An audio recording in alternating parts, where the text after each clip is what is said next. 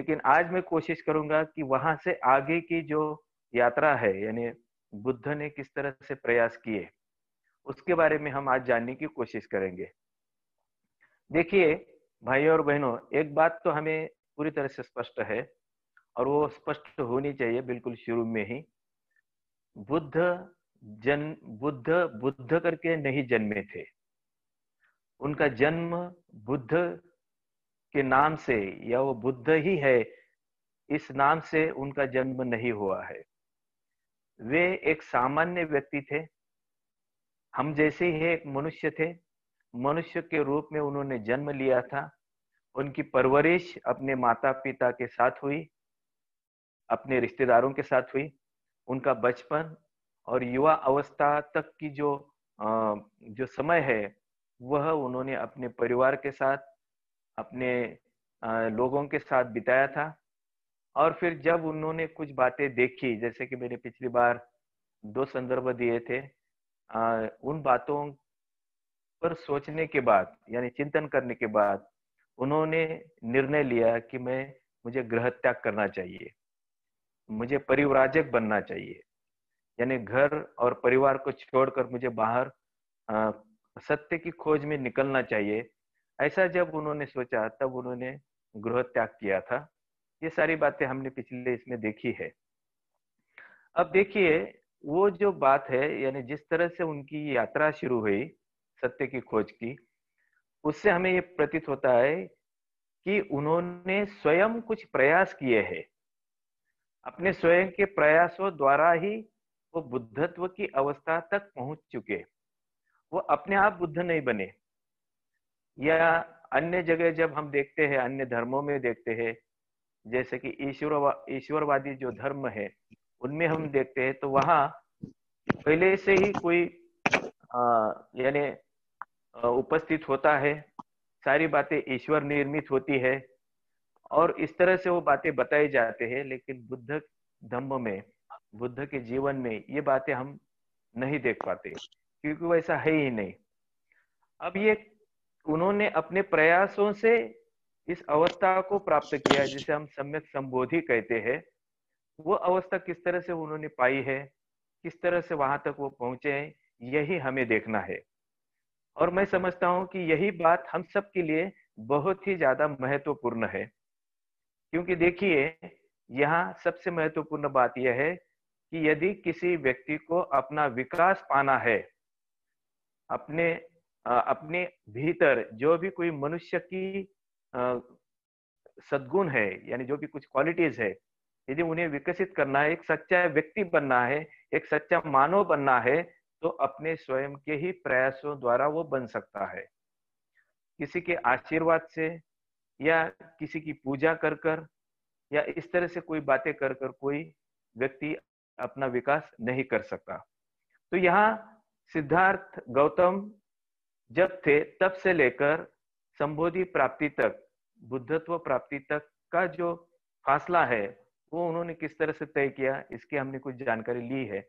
अब देखिए, जब हम कहते हैं कि उन्होंने स्वयं प्रयास करते हुए ये सारी बातें की है, उसमें से कुछ बातों का मैं दोबारा जिक्र करना चाहता हूं। जैसे कि हमने पिछली बार देखा है कि उन्होंने अपना परिवार छोड़ दिया था। ये जो बात है परिवार छोड़ने की, वैसा देखा जाए तो ये इतनी आसान बात नहीं होती है। अपने मित्रों को छोड़ देना, ये भी कोई आसान बात नहीं होती। तो उससे ये समझ में आता है कि वो अपने आप में एक स्वतंत्र व्यक्ति थे। उनकी एक स्वतंत्र सोच थी। वो किसी के भी प्रभाव में आकर उस तरह से नहीं सोचते थे। उन्होंने अपना स्वयं का निर्णय लिया था, और वह भी उन्हें स्पष्ट था कि मैं किस लिए यह निर्णय ले रहा हूं। उन्हें जो अनुभव आया था, उन्होंने जो दुख का अनुभव लिया था, लोगों में दुख क्यों है, ये सवाल उनके मन में पैदा हुआ, और उस सवाल के उत्तर के खोज में वो निकल पड़े। और ये जो निर्णय उन्होंने लिया, ये अपने आप में बहुत महत्वपूर्ण बात है। देखिए, मैंने ये भी बताया था कि हम लोगों की तरफ हम देखते हैं तो कई बार इस तरह के स्वतंत्र निर्णय लेना हमारे लिए काफी मुश्किल होता है, क्योंकि हम लोग अपने परिवार के साथ अटैच होते हैं। आसक्त होते हैं, हमारे मन में उनके प्रति काफी लगाव होता है, तो हम यूं ही आसानी से इन बातों को छोड़ नहीं सकते। लेकिन सिद्धार्थ गौतम, इन्होंने ये निर्णय लिया ताकि उन्हें सत्य की खोज पर निकलना था, और ये जो निर्णय है ये बहुत महत्वपूर्ण बात है। दूसरी बात है कि जब वो अपने सारथी के साथ निकल पड़े, तो ऐसा बताया जाता है, अलग अलग कहानियां हैं, उसमें से कौन सी कहानी कितनी सच्ची है, क्या है, इन बातों में हम नहीं उलझेंगे क्योंकि उसका एक अलग स्वतंत्र विषय है वो। लेकिन ऐसा बताया जाता है कि जब वो अपने सारथी के साथ, जिसका नाम छन्न था, उसके साथ वो निकल पड़ते हैं, गृह त्याग करते, अपने परिवार को छोड़ देते हैं, और उनके राज्य के जो सीमा है, वहां की एक नदी है, वहां वो पहुंचते हैं, और वहां उन्हें एक भिखारी दिखाई देता है। उस भिखारी को देखकर वो उन्हें पूछते हैं कि आप कौन है? तो वो कहता हूं कि मैं भिखारी हूं। तो फिर वो कहते हैं कि मेरे जो आभूषण है, अलंकार है, और मेरे जो वस्त्र है, मैं आपको देना चाहता हूं, क्या आप लेंगे क्या?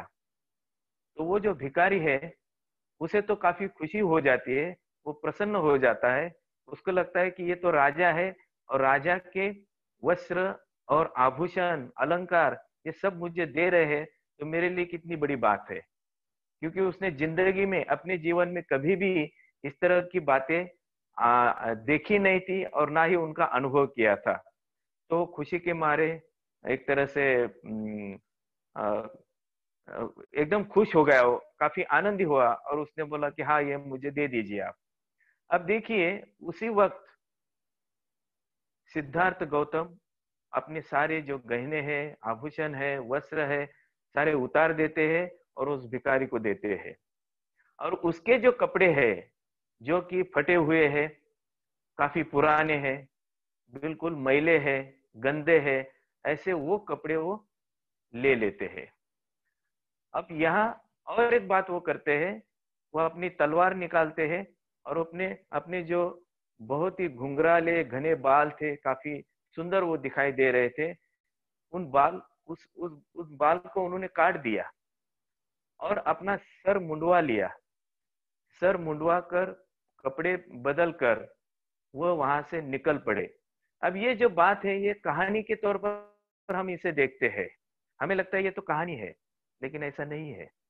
भंते जी ने इस बात की ओर हमारा ध्यान केंद्रित किया है। वो कहते हैं ये अपने आप में बहुत महत्वपूर्ण ऐसी घटना है। वो किस अर्थ से? अब देखिए, भिखारी जो होता है समाज में, जहां भी कहीं हम भिखारी को देखते हैं, तो भिखारी एक व्यक्ति है, एक ऐसा मनुष्य है समाज में जिसकी कोई पहचान नहीं है, या जिसे कोई महत्व नहीं देते, उसका अपना कोई वजूद नहीं होता, उसका अपनी कोई पहचान नहीं होती। जबकि सिद्धार्थ स्वयं राजा थे, राजा के एक सुपुत्र थे, राजकुमार थे, उनकी अपनी एक पहचान थी, वो काफी प्रचलित थे, प्रसिद्ध थे। लेकिन इतना होने के बावजूद भी उन्होंने उन सारी पहचान, जो अपनी जो पहचान है, राजा की, राजपुत्र की जो पहचान है, उसको उन्होंने निकाल दिया। देखिए, ये बात बहुत ही इंपॉर्टेंट है।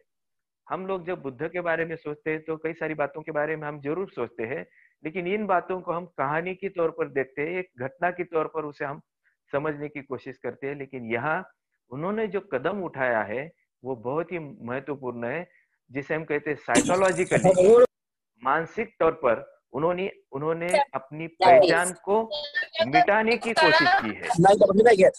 अपनी जो पहचान है, उसको पूरी तरह से मिटाने की उन्होंने कोशिश की है, पूरी बातें उन्होंने छोड़ दी।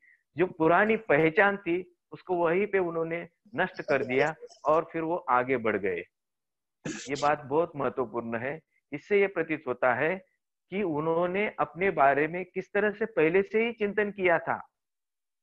उन्होंने इस बात को देख लिया था कि ये जो भौतिक जीवन है, या ये जो मेरी अमीरी है, मैं एक राजकुमार हूँ, एक राजा का पुत्र हूँ, मेरे पास सारा वैभव है, सारी बातें मेरे पास है, लेकिन उन सभी बातों का त्याग करना, यानी अपना जो पद और प्रतिष्ठा की जो बात होती है सामान्य लोगों के जीवन में, उस पद और प्रतिष्ठा को त्यागना, ये बहुत ही महत्वपूर्ण ऐसा कदम था जो कि उन्होंने उठाया।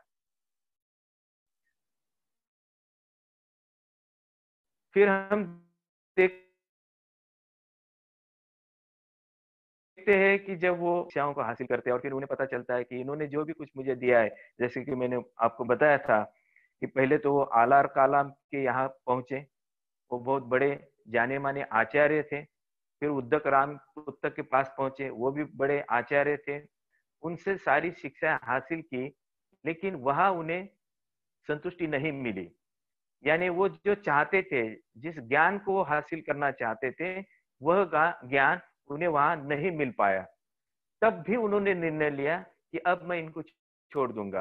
और ये बात भी मैंने पिछली बार बताई थी कि इतना एक अच्छा उन्हें एक मौका मिल रहा था, उन दोनों ने भी उन्हें ऑफर की थी कि आप हमारे साथ रहिए और हमारे शिष्यों को आप गाइड कीजिए, मार्गदर्शन कीजिए, हम साथ में मिलकर काम करेंगे।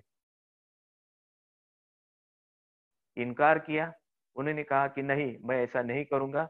देखिए, ये भी बात सोचने जैसी है। हम जैसा यदि कोई होता और हमें यदि किसी ने इस तरह की जिम्मेदारी दी होती, ऐसी बड़ी जिम्मेदारी प्रदान की होती, तो हम जैसा शायद ऐसा कहता कि चलो कितनी बड़ी बात है, अब मैं इन सभी का यानी एक बड़ा गुरु बन गया, इन सब का मैं बड़ा गुरु बन गया और ये मेरे शिष्य बन गए, अब मैं इसी में संतुष्ट हूँ, ऐसा शायद हम मानते। लेकिन देखिए, सिद्धार्थ ने, गौतम ने ऐसा नहीं सोचा। उन्होंने कहा कि नहीं, अभी भी मुझे जो चाहिए वह नहीं मिला है, और वहां से वो उन बातों को भी त्याग कर वो आगे निकलते हैं। आगे फिर हमने देखा है कि उन्हें 5 परिव्राजक मिलते हैं, जिनके साथ वो जिसे हम कहते हैं कि पूरे सिरे का जो आचरण है, अपने शरीर को पीड़ा देने का जो आचरण है, वो करते हैं। और फिर उससे उन्हें पता चलता है, बिल्कुल कम खाना खाते हैं वो, पानी भी कम पीते हैं, अपने शरीर को वो तकलीफ देते हैं, पीड़ाएं देते हैं, और ऐसा उनका शरीर हो जाता है, बिल्कुल क्रुश हो जाते हैं वो। अस्थियों का पंजर दिखने लगता है वो, पूरी तरह से वो हड्डी का जैसे हम कहते हैं ढांचा दिखाई देता था। ऐसी परिस्थिति में फिर वो सोचने लगते कि क्या ये सही है, जो मैं प्रयास कर रहा हूँ क्या ये सही है। और फिर उन्हें समझ में आता है कि इस तरह का सिरे का आचरण करने से मुझे सत्य का ज्ञान नहीं मिलेगा। अब देखिए, यहाँ पर 2 सिरे की बातें उन्होंने अनुभव की। पहली सिरे की बात थी जहां जहां पर वो राजकुमार के रूप में, एक एक युवा राजकुमार के रूप में ऐशो आराम में जीवन जी रहे थे, भौतिक जीवन वो जी रहे थे, वो एक सिरा था। दूसरा सिरा था, इन 5 परिव्राजक जो थे उनके साथ उन्होंने अपने शरीर को पीड़ा देने का आचरण शुरू किया था, जिसे हठ योग कहते हैं या अन्य कोई साधनाएं कहते हैं। वो सारी बातें उन्होंने कर ली, लेकिन वहां फिर उन्हें पता चला कि ये पहला सिरा था और ये दूसरा सिरा है। इस तरह से मैं सिरे से एक ये इस सिरे से या उस सिरे से मैं यदि प्रयास करता हूं, तो उससे मुझे कुछ बात हासिल नहीं होगी। और फिर वो चिंतन करते हैं और उन्हें समझ में आता है कि इसमें वास्तविकता कोई अर्थ नहीं है, इसलिए मैंने इन बातों को छोड़ना चाहिए। और फिर वो थोड़ा थोड़ा जो अनाज है, खाना है, वो लेना शुरू कर देते हैं, और फिर उनके शरीर में थोड़ी थोड़ी जान आने लगती है। जब वो ऐसा निर्णय लेते हैं, तब भी उनके जो 5 परिव्राजक थे, साथी थे, वो उन पर खफा हो जाते हैं। उनको लगता है कि ये जो मार्ग हमने अपनाया था, इस मार्ग को सिद्धार्थ ने अब छोड़ दिया, अब वो पतित हो गया। यानी उनमें वो शौर्य नहीं है कि इस मार्ग पर ही अडिग रहकर वो प्रयास करे। और उनको लगा कि सिद्धार्थ अभी आगे नहीं जा सकते, वो विकास नहीं कर पाते, नहीं कर पाएंगे, उनको सत्य की खोज वो नहीं कर पाएंगे, ऐसा वो सोचते हैं, और वो भी उनसे अलग हो जाते हैं।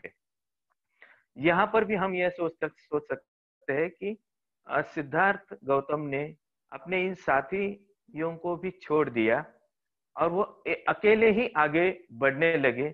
यह भी एक उनकी क्वालिटी थी।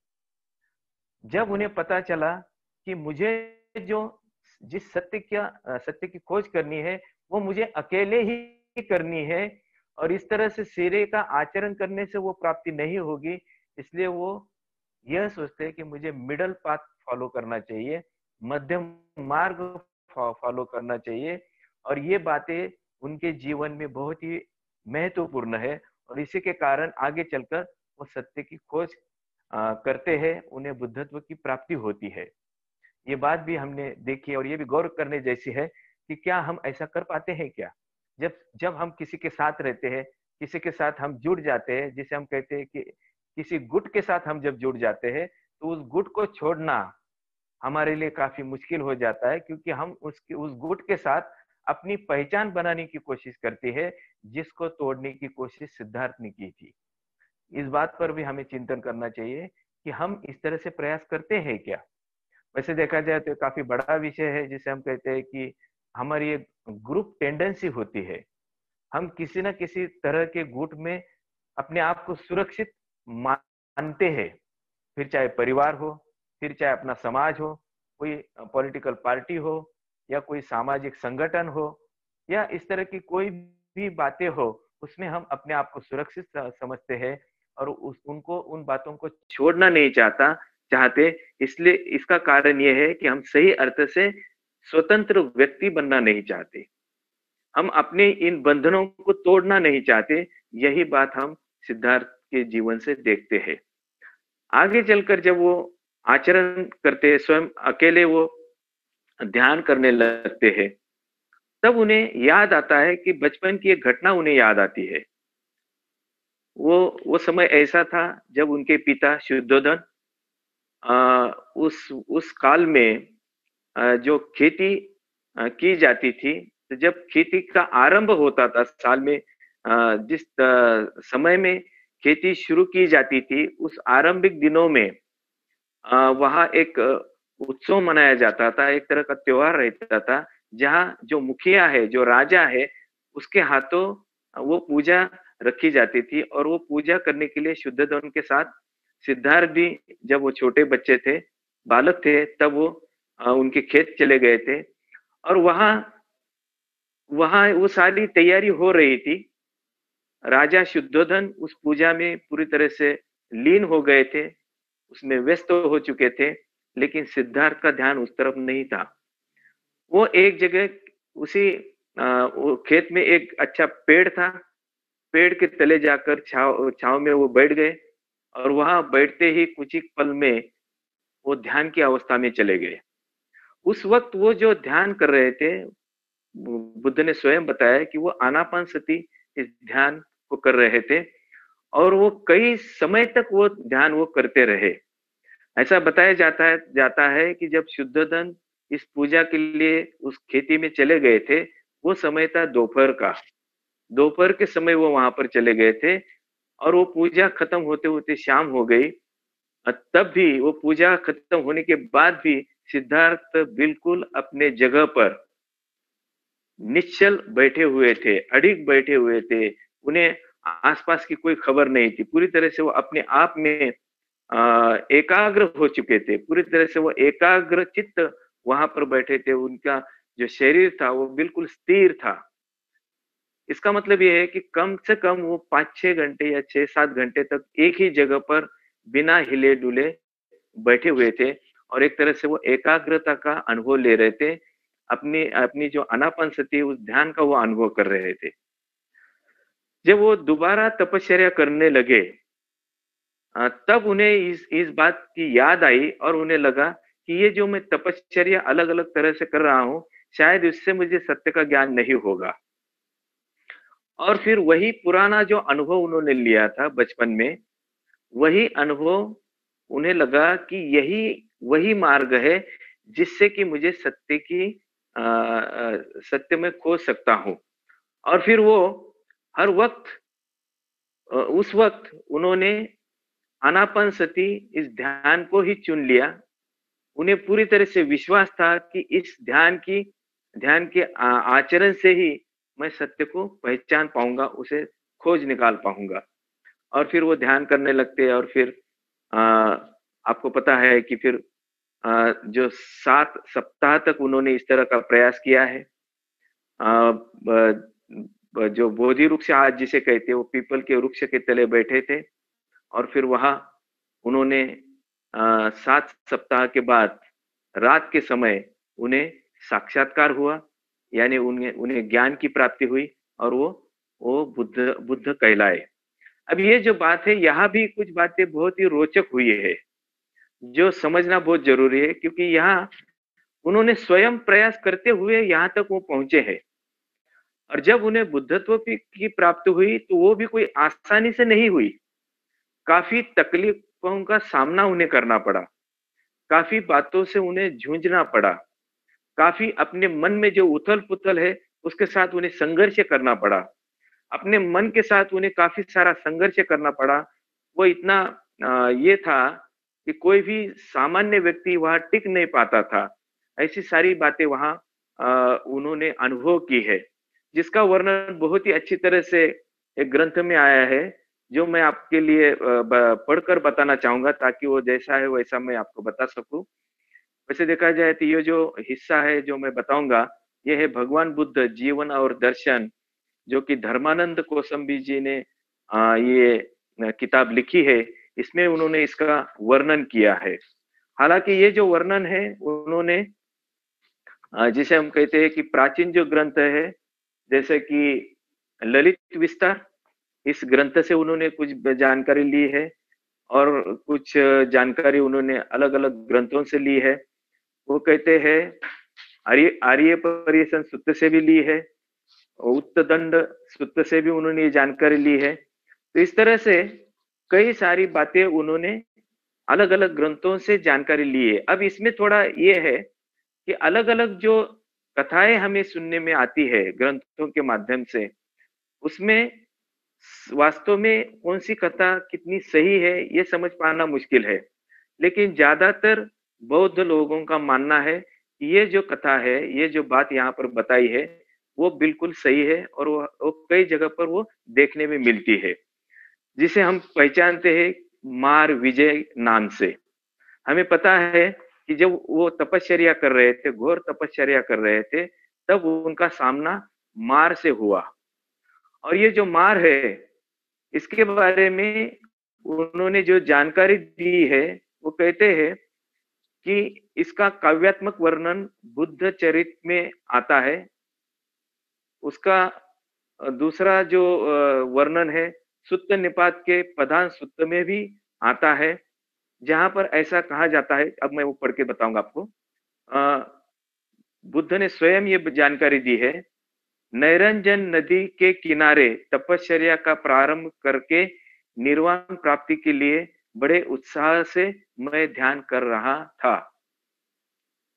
नैरंजना नदी के किनारे तपश्चर्या का प्रारंभ करके निर्वाण प्राप्ति के लिए बड़े उत्साह से मैं ध्यान कर रहा था कि करुण स्वर निकालकर मार मेरे पास आया।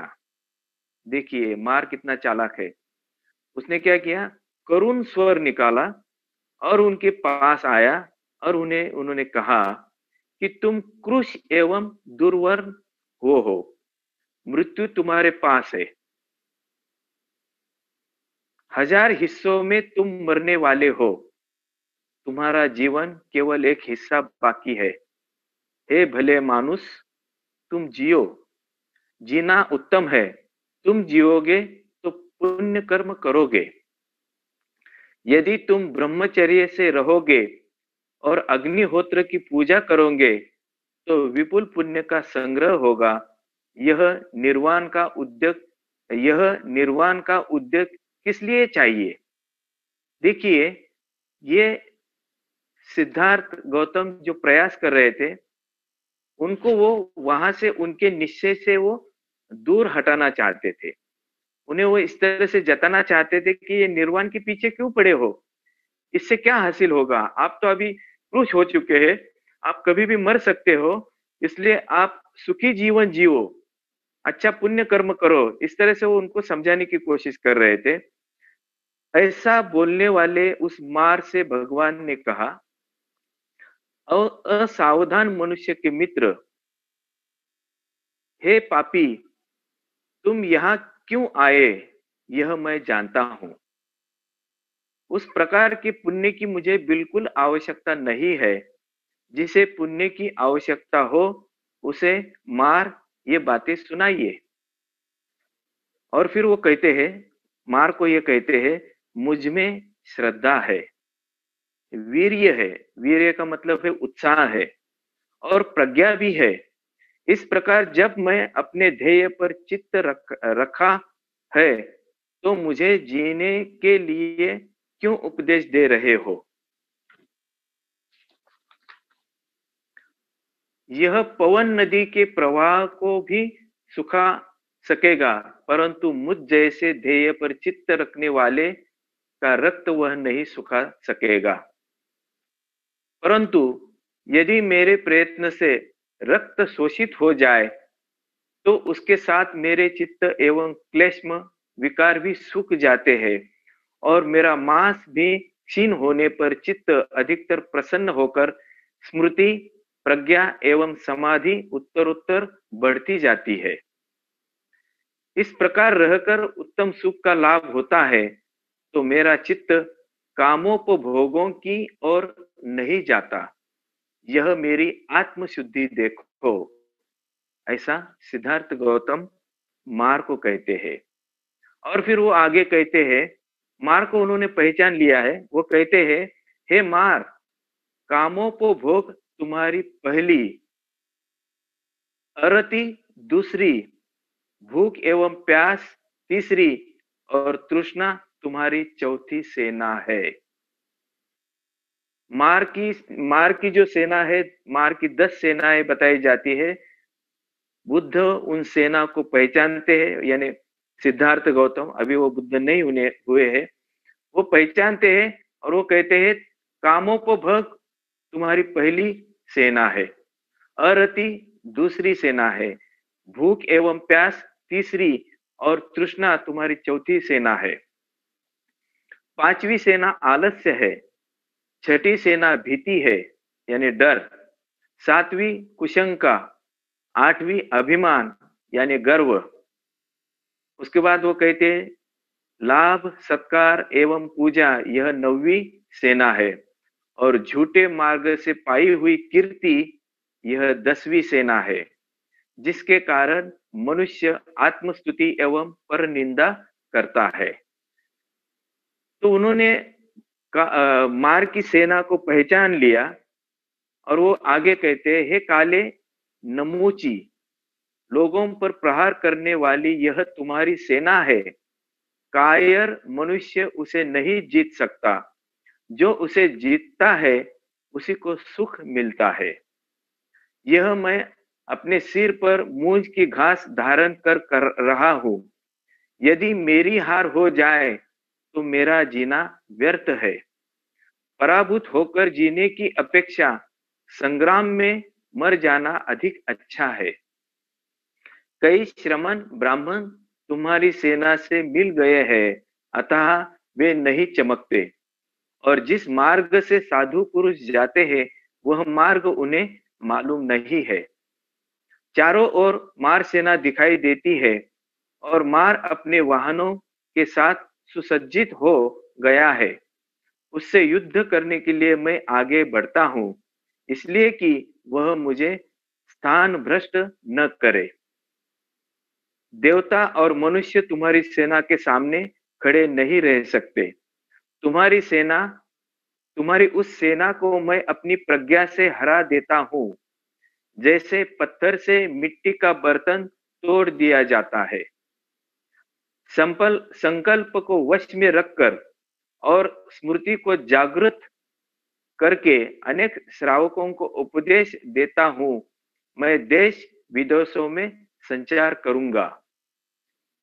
वे श्रावक मेरे उपदेश के अनुसार सावधानी से चलकर और अपने ध्येय पर चित्त रखकर तुम्हारी इच्छा के विरुद्ध ऐसे पद को पहुंच जाएंगे जहां शोक नहीं करना पड़ता। फिर मार बोला, 7 वर्ष तक मैं भगवान के पीछे पीछे घूमा, परंतु स्मृतिवान बुद्ध का कुछ भी वर्म मुझे नहीं मिला। यहाँ कुछ मुलायम पदार्थ मिलेगा, कोई मीठा पदार्थ मिलेगा, इस आशा से कौवा मेद वर्ण पाषाण के पास गया। इस प्रकार शोक करते हुए मार की काख से वीणा नीचे गिर गई और वह दुखी मार वही अंतर्धान हो गया। तो ये जो जानकारी है, वैसे ही इसमें जो शब्द है थोड़े शायद आप लोगों को कठिन भी लगते होंगे, लेकिन यहाँ हम देखते हैं कि मार की जो सेना है, अब मार किसे कहते हैं ये भी हमने समझना चाहिए। देखिए, मार कोई बाहरी व्यक्ति नहीं है। मार उसे कहा जाता है जो मनुष्य का ही एक मन होता है, जिसमें इस तरह के अकुशल विचारों का प्रभाव होता है, जो हमारी जो संकल्प है उसे निश्चल करने का प्रयास करता है। और ये हमारी ही मन की अवस्थाएं होती है। कामों को भोग की लालसा हमारे ही मन में होती है, तृष्णा हमारे ही मन में होती है। ये सारी जो भी कोई बातें हैं, जो मार सेना के रूप में यहाँ बताई गई है, ये सारी की सारी हमारे मन की अवस्था है। जैसे कि उन्होंने कहा कि कामोपभोग ये पहली सेना है, यानी ये हमारी ही मन की अवस्था है। अरति यह हमारी है, भूख और प्यास यह भी हमारी है, तृष्णा भी हमारी है, आलस्य, डर, कुशंका, अभिमान यानी गर्व, लाभ, सत्कार, पूजा, ये सारी बातें और झूठे मार्ग से प्राप्त हुई कीर्ति, ये सारी बातें हमारे ही मन में होती है। एक तरह से हम ऐसा कह सकते हैं कि जब वो तपश्चर्या कर रहे थे, तब उन्हीं के मन में इस तरह का द्वंद्व निर्माण हुआ, एक तरह का संघर्ष चलने लगा, और वो उनका ही मन, एक भीतरी मन उन्हें वहां से ढहने के लिए, पराभूत करने के लिए कोशिश कर रहा था।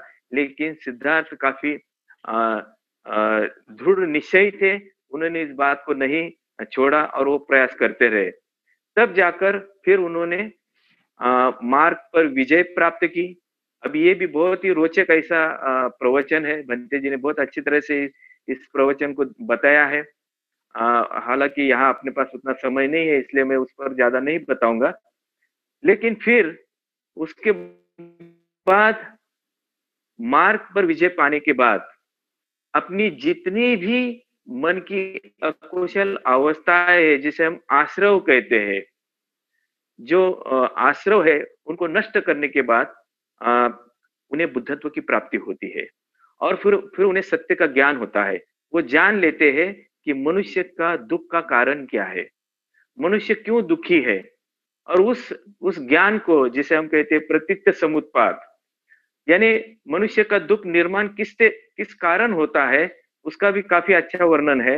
वो कहते हैं अविद्या से संस्कार निर्माण होते हैं, संस्कारों से विज्ञान निर्माण होता है, विज्ञान से नाम रूप निर्माण होता है, नाम रूप से षडायतन, षडायतन से स्पर्श, स्पर्श से वेदना, वेदना से तृष्णा, तृष्णा से उपादान, उपादान से भव, भव से जाति जन्म, और जरा से जरा मरण, शोक, परिवेदन, दुख, दौर्मनस्य, उपायास उत्पन्न होते हैं। फिर वो आगे कहते हैं पूर्ण वैराग्य से अविद्या का निरोध करने पर संस्कारों का निरोध होता है। संस्कारों के निरोध से विज्ञान का निरोध होता है, विज्ञान के निरोध से नाम रूप का निरोध होता है, नाम रूप के निरोध से षडायतन का निरोध होता है, षडायतन के निरोध से स्पर्श का निरोध होता है, स्पर्श के निरोध से वेदना का निरोध होता है, वेदना के निरोध से तृष्णा का निरोध होता है, तृष्णा के निरोध से उपादान का निरोध होता है, उपादान के निरोध से भव का निरोध होता है, भव के निरोध से जन्म का निरोध होता है, जन्म के निरोध से जरा मरण, शोक, परिवेदन, दुख, दौर्मनस्य, उपायास का निरोध होता है। तो ये जो दुख में पीछे इतनी बड़ी कारण परंपरा छोड़ देने से उसका साधारण जनता के समझ में आना बहुत कठिन होता है। धीरे धीरे इस प्रतीत्य समुत्पाद को गहन दर्शन का स्वरूप प्राप्त हो गया। अब ये जो बातें हैं, जहां पर उन्होंने प्रतीत्य समुत्पाद की शिक्षा दी है, वैसे देखा जाए तो बौद्ध धर्म में, बुद्ध की शिक्षा में ये बहुत ही मूलभूत ऐसी शिक्षा है, जिसे हम सामान्य भाषा में कहते हैं कारण और परिणाम, या प्रतीत्य समुत्पाद को हम ये भी कहते हैं कि जैसे कि ये होने से ये होता है, यह नहीं होने से यह नहीं होता है। यानी हमारे जो भी कोई कर्म हम करते हैं, फिर वो कायिक हो, मानसिक हो, या काया वाणी और मन के, काया के हो, वाणी के हो और मन के, जो भी कोई कर्म हम करते हैं उसका परिणाम आता है। और यही बात उन्होंने जिसे हम कहते हैं यमक वग्ग, धम्मपद में जो पहला यमक वग्ग है उसमें जो पहली गाथा है वो इसी से संबंधित है। जो भी कुछ उत्पन्न होता है वो मन से ही उत्पन्न होता है। यदि हम कुशल मन से कोई कृति करते हैं या हम कुछ सोचते हैं तो उसका परिणाम भी कुशल ही आता है। यदि हम अकुशल मन से कोई कृति करते हैं तो उसका परिणाम दुखदायी होता है। ये सारी बातें इसी शिक्षा के पर आधारित है। तो ये जो बातें हैं, इन बातों को जब हम देखते हैं तो हमें पता चलता है कि सिद्धार्थ गौतम बुद्धत्व प्राप्ति तक उन्होंने किस तरह से प्रयास किए हैं, और ये सारी बातें उन्होंने स्वयं प्रयास करने के बाद हासिल की है। ये सबसे महत्वपूर्ण बात है, और हम लोगों को इन्हीं बातों से हम प्रेरित होते हैं। बुद्ध की शिक्षा और बुद्ध का जो जीवन है वो हमें इसी बात से प्रेरित करता है। हमें इस बात का एहसास होता है कि उन्होंने स्वयं प्रयासों से ही अपना विकास किया है, और इसीलिए हम सब मनुष्यों के वो आदर्श है। हम जब सोचते हैं कि हम अपना एक मनुष्य के रूप में विकास करना चाहते हैं, तो फिर हमारे लिए बुद्ध ही एक अच्छे आदर्श हो सकते हैं। वो क्योंकि उन्होंने मनुष्य के रूप में मनुष्य का सर्वोच्च विकास उन्होंने हासिल किया है, सर्वोच्च अवस्था को उन्होंने प्राप्त किया है, जिसे हम कहते हैं सम्यक संबोधि, सम्यक बुद्धत्व की प्राप्ति। जो अप्रबुद्ध अवस्था है मनुष्य की, सामान्य मनुष्य की जो अवस्था है, उस अवस्था से लेकर प्रबुद्ध अवस्था तक जाने का प्रयास उन्होंने किया है, और प्रबुद्ध अवस्था को उन्होंने प्राप्त किया है। और इसीलिए इसीलिए बाबा साहब भी ये मानते थे कि हमारे लिए, मनुष्य के लिए सबसे सही आदर्श, मनुष्य के विकास के लिए यदि सबसे सही आदर्श कौन सा है तो स्वयं बुद्ध है। और हमने भी, जब हम बुद्धम शरणम गच्छामि कहते हैं, धम्मम शरणम गच्छामि कहते हैं, संघम शरणम गच्छामि कहते हैं, तो हम बुद्ध, धम्म और संघ को ही अपने जीवन का आदर्श मानकर चलते हैं। बुद्ध ही वास्तव में मनुष्य का ऊंचा आदर्श है। ये बात यदि हम समझ लेते हैं तो ही हम बुद्ध जैसा बनने का प्रयास करते हैं। यहाँ आपको किसी की पूजा कर कर, या किसी को मन्नत मानकर, या कुछ बातें जिसे हम कहते हैं कि अर्पण कर कर, कुछ चीजें अर्पण कर कर हमारी मन की इच्छा प्राप्त नहीं कर सकते। यहाँ हमें ही अपने आप का विकास करना पड़ता है। जैसे कि बुद्ध ने स्वयं के मन पर कार्य किया है। अपनी मन की जो संस्कारिकता है, पुरानी जो संस्कारिकता है, उन्हें उन्होंने तोड़ दिया है। पुराने संस्कारों से उन्होंने स्वयं में मुक्ति लाई है। वही बात हमें भी करनी है। हमारे भी जीवन पर, हमारे मन पर बहुत सारे पुराने संस्कारों का प्रभाव है। बहुत सारे जाने अनजाने में हमारे ऊपर संस्कार हो चुके हैं। हमारे जन्म से लेकर, और पूर्व जन्म के भी कुछ संस्कार हो सकते हैं। जन्म से लेकर अब तक कई सारे संस्कार हमारे मन पर है। हमारे कई सारी बुरी आदतें हमारे व्यक्तित्व में है।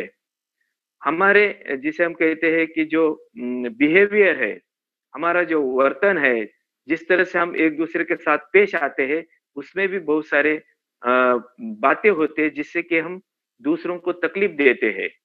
यानी छोटी छोटी बातें हैं।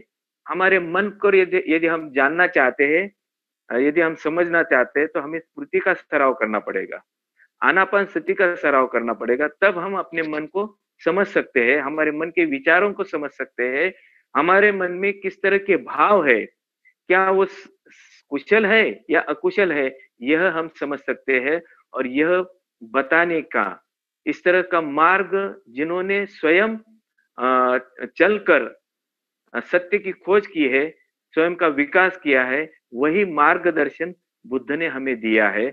और वो जो मार्गदर्शन है, जो मार्ग उन्होंने हमें बतलाया है, उसी को धम्म कहते हैं। यहाँ ये बात बहुत महत्वपूर्ण है कि बुद्ध हमारे लिए मार्गदाता है। वो कहते हैं केवल मैं कहता हूं इसलिए आपने इसको स्वीकार करना चाहिए, ऐसा नहीं। मैंने जिस राह पर चलते हुए इन बातों को जान लिया है, इन सत्य को मैंने समझ लिया है, उन बातों को आप भी समझ सकते हो, आप भी जान सकते हो। केवल आपको इस राह पर चलना होगा। यदि आप इस तरह से इस मार्ग पर चलने की कोशिश करेंगे तो जरूर आप भी इस अनुभव को पा सकेंगे। आप भी बुद्धत्व को हासिल कर सकेंगे, आप भी बुद्धत्व की अवस्था को प्राप्त कर सकते हैं। यानी जो आपकी संस्कारिकता है, जो जो पुराने संस्कार है, जो अपनी कंडीशनिंग है, उन संस्कारिकता के कारण हम बार बार जन्म लेते हैं, हम बार बार इस दुनिया में जन्म लेते हैं। उस संस्कारिकता को ही यदि हम मिटाते हैं, नष्ट कर देते हैं, इस ज्ञान के कारण, प्रतीत्य समुत्पाद के कारण, मूल कारण को ही हम समझ लेते हैं और उसको हम नष्ट कर देते हैं, तो उसका परिणाम हम दोबारा नहीं पाते। और इस अर्थ से हम उन संस्कारों से पूरी तरह से मुक्ति पाते हैं। तो बुद्धत्व जो अवस्था है वो एक तरह से इन संस्कारों से मुक्ति है, आश्रयों से मुक्ति है, अकुशल मानसिक अवस्थाओं से मुक्ति है, और एक तरह से जिसे हम कहते हैं कि प्रबुद्ध अवस्था को हासिल करना है। अब इन्हें हम दूसरे शब्दों में बताया जाए तो हम ऐसा कह सकते हैं कि बुद्धत्व की अवस्था उसे कहा जाता है जिसमें परिपूर्ण मैत्री है। बुद्धत्व की अवस्था उसे कहा जाता है जिसमें परिपूर्ण करुणा है, महाकरुणा, महाकारुणिक भी बुद्ध को कहा जाता है। बुद्ध की अवस्था ऐसी है जिसमें प्रज्ञा है। प्रज्ञा का अर्थ ऐसा होता है कि जीवन की जो सत्यता है उसको जैसा है वैसा जान लेना, जैसा है वैसा उसको स्वीकार करना, जैसा है वैसा उसको पहचान पाना। जैसा कि हमें पता है दुख, अनित्य और अनात्म, ये जो शिक्षा है ये बुद्ध की है। इन बातों को जान लेना, उसका सत्य स्वरूप एक बार जान लेते हैं तो फिर हम उससे मुक्त हो जाते हैं। ये बात बुद्ध ने हमें दिखलाई है। तो मनुष्य के रूप में सर्वोच्च मन की जो अवस्था है, जिसे हम सर्वोत्तम पुरुष कहते हैं, महानायक कहते हैं, उस अवस्था को बुद्ध ने स्वयं को प्राप्त किया और वही हमारा आदर्श है। हम सबने यदि इस आदर्श को पाने की कोशिश की तो हम सही अर्थ से सुखी जीवन जी सकते हैं। हमारे जो आपसी जो संबंध है वो मैत्रीपूर्ण हो सकते हैं। हमारे मन में अन्य लोगों के प्रति या किसी भी व्यक्ति के प्रति नकारात्मक भाव ज्यादा समय तक नहीं रह सकते यदि हम मेत्ता भावना करते हैं। यदि हम जागरूक है तो हर समय हम जो भी कुछ कार्य कर रहे हैं उसका परिणाम क्या आ सकता है इसके बारे में हम समझ सकते हैं। और वो सोचते हुए यदि परिणाम गलत आने वाला है, यदि परिणाम मुझे परेशान करने वाला आने वाला है, मुझे दुख में ले जाने वाला आने वाला है, यह मुझे मुझे पहले ही समझ में आता है, उसके प्रति मैं स्मृतिवान हूँ, जागरूक हूँ, तो मैं वो कृति नहीं करता। ये जो समझ है, ये समझ हर एक व्यक्ति में आ सकती है यदि हम इस तरह से प्रयास करते हैं। इसलिए आनापानसति करने से हम अपने मन को अच्छी तरह से जान सकते हैं, समझ सकते हैं और अपना समूचा व्यक्तित्व हमने किस दिशा में आगे ले जाना है, यह भी हम समझ सकते हैं। तो जागृति के कारण हम अच्छा जीवन जी पाते हैं। मैत्री भावना, मेत्ता भावना करने से हमारे मन की जो सकारात्मक भावनाएं हैं, उसको हम विकसित कर सकते हैं। हमारे औरों के साथ बहुत अच्छे संबंध प्रस्थापित हम कर सकते हैं।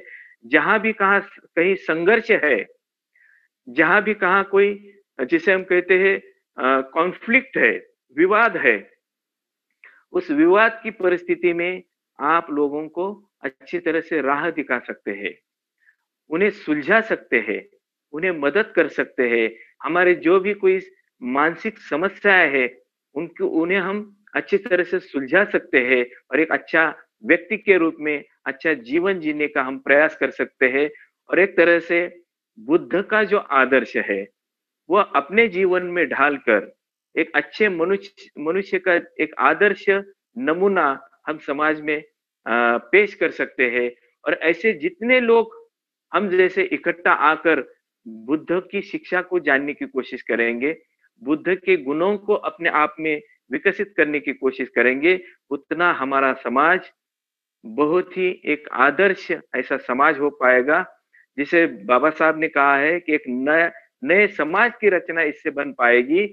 और इसी अर्थ से देखा जाए तो जैसा बाबा साहब ने भगवान बुद्ध और उनके धम्म में बताया है कि जग जग को धम्म राज्य बनाना है, विश्व को धम्म राज्य बनाना है, तो ये प्रक्रिया हर एक व्यक्ति से शुरू होती है।